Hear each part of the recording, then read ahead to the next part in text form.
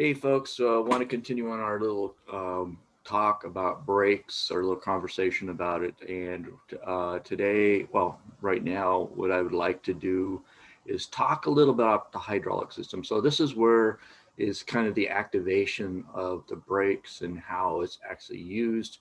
Now, it has changed over the years.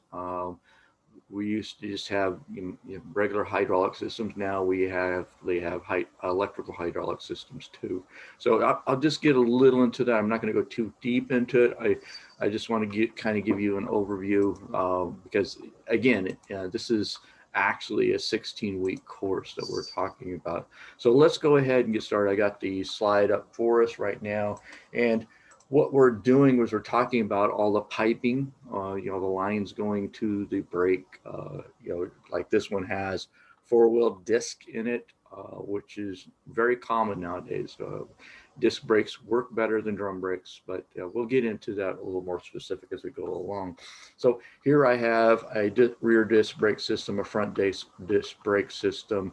Again, see, this is going to be one side. This is going to be on the front, the rear right, and this is gonna be the rear left, and then this is gonna be the front right, and this is gonna be the front left. And depending on how you talk to somebody, it may be the passenger side right, rear, and we give different kind of ways of looking at it. And then of course you have the master cylinder. And this is kind of a basic system.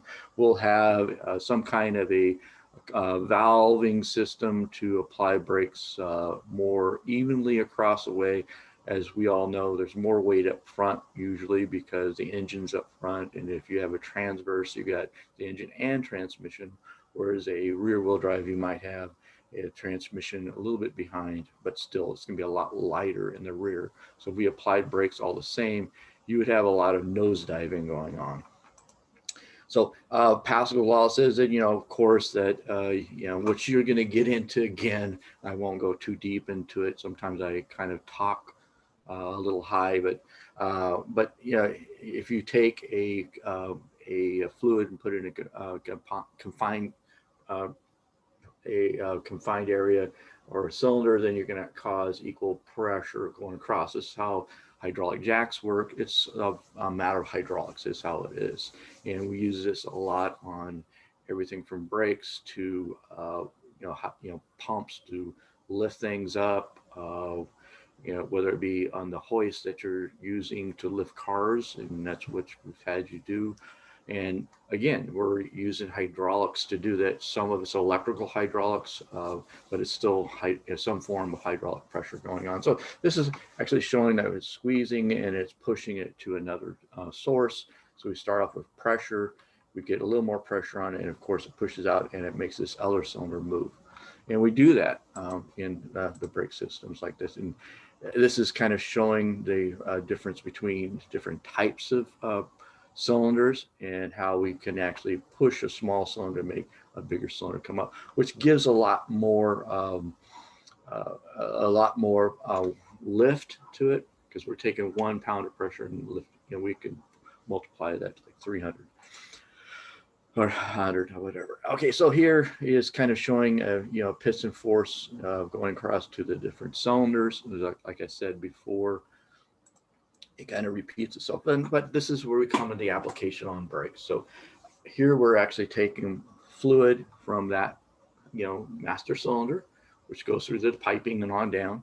And then we actually apply the fluid pressure, which we have a sliding caliper. So whenever it pushes out, it's going to cause it, instead of just pushing on one side, it's going to cause it to kind of squeeze. And that squeezing action is against the brake pads is what's going to actually cause it to slow the vehicle. Now, this is a wearing part. So this is made to wear. This is the brake pads. They need to be changed out, and depending on driving habits of how often you change them. And it could be the makeup of the car, what kind of weight you put on it too. So it's important that you understand this. Not all brake systems wear the same, let's put it that way. And it could be from one person driving to another person driving, how often you have to take the brakes too, change the brakes, I should say. And here's kind of talking about that mechanical force again. And it really, like I say, we really get deeper and dive deeper into this when we get into your actual brakes class. So, uh, and it's showing again, here's an example of here we have a caliper up front, okay, and then we have a wheel cylinder. So if we had a drum brake system on the rear, so instead of squeezing, we're actually pushing out. And here's showing again the actual force being applied to this brake caliper. So it's actually causing it to push, which actually causes it to slide. It doesn't just, so we do have brake systems that are solid mounted, but they're going to have either 2 or 4 pistons, and they're going to be fed on both sides. Whereas this one's only going to be a single piston where it'll cause it to squeeze that way, whereas a dual piston would cause it to squeeze, but a solid fixed. And you'll get more into it as you go, like I said before. This is kind of what I led into a little bit. If you, yeah, it's kind of hard to see, but if you can actually see the min level right here, and there's actually a max up here. So you want to keep it within these, these areas. You have to have enough room for expansion for the fluid. If you don't have enough room for the expansion, like I said, this cap is tightened up, and it, depending on what kind of system you have, maybe it blows the cap off. This is a hopeful thing, but it does make a heck of a mess. But in more opt, it is going to actually cause force apply, and it's going to push out on all the wheels, and it's going to slow the vehicle down or abruptly stop it. But the other thing that we have right here is a sensor. This sensor is responsible for communicating to the driver, or I should say it's part of the circuit to communicate to the driver that we have low brake fluid or we have a pressure loss. Now, this could be a combo unit where it shows that, or it could be a unit that's separate. So all it does is the level sensor, like this one here. We could have another sensor showing a loss of pressure too. So that's going to be warn the customer. And then here again, you can see that there is actually a minimum here, and it looks like here it's maximum right here. And depending on what system you have, some of the old ones are just metal reservoirs, and you had to be careful how much fluid you actually put in there because they again could actually lock up after a period of time. And this is showing the pedal. We kind of went over this a little bit on the overview of the brake system, but here is how it's actually mounted up and how the master cylinder might be mounted up to the actual, we can't call them firewalls, but we call them the bulkhead areas, or the passenger compartment and the actual engine compartment areas. So that wall is in between how it would be mounted up. But one thing they did leave out was actually the power boosting system. And this is kind of a cutaway of the actual master cylinder, so you can actually see the valving inside. So it's a dual master cylinder, so it has dual ports to actually push out. You may have 4 ports pushing out the fluid, but it has 2 sections to it. And this is a real, this is a safety feature. If we had like my old 63 Chevy, and I actually experienced this when I originally had my 63 Love of My Life type car. I tricked it out, made it look really nice. But I was going off to make some copies at a copy center because I was teaching a part-time class at night. And when I was going down the street, I actually driving along, and all of a sudden I hear this weird noise coming from the rear of the vehicle. And I go, what the heck is that? And so I started to apply brakes, and there was no brakes like that. And this is where you go into that panic mode. So I looked around, and I noticed that it was street sweeping day. So all I did was take my car and slowly go over to the right-hand side, and I just kind of bumped the curb until I came to a full stop. I tried applying the emergency brake, nothing would work. So I finally got it to a stop. And what had happened was on this particular system, the rear axle has a bearing attached to it with a retainer, which is, getting a little deep into things. But the retainer had come loose and the axle had come out, and it was rubbing against the actual fender. The tire was actually rubbing against the fender. When it did that, it was a four-wheel brake, drum brake system. It took the drum and pushed it out. So when I tried to apply the brake, okay, it actually, the shoes would come out, but it had nothing to stop up against. So it was a really scary sensation. But the method of my, well, why I'm talking about this, it had a single reservoir uh, master cylinder. In other words, it did not have two chambers in case of a situation like this, where if one side, so let's say this side here had a leak in the system, it would actually have a backup. It may not be the same amount of pressure and force. You may have a lower pedal, but you still be able to stop the vehicle. I couldn't stop the vehicle. I was lucky that day, and what happened after that was a whole refit. So what I did is I changed the brake systems up to a dual reservoir, master cylinder, where I had two different circuits on it, and then I went a little bit crazy, and I actually put front disc and rear drum, and I kept the rear drums on it. So it was. Again, it was a car that I loved very much, and I wish I had it today, but that's those kind of things that happen as we go along.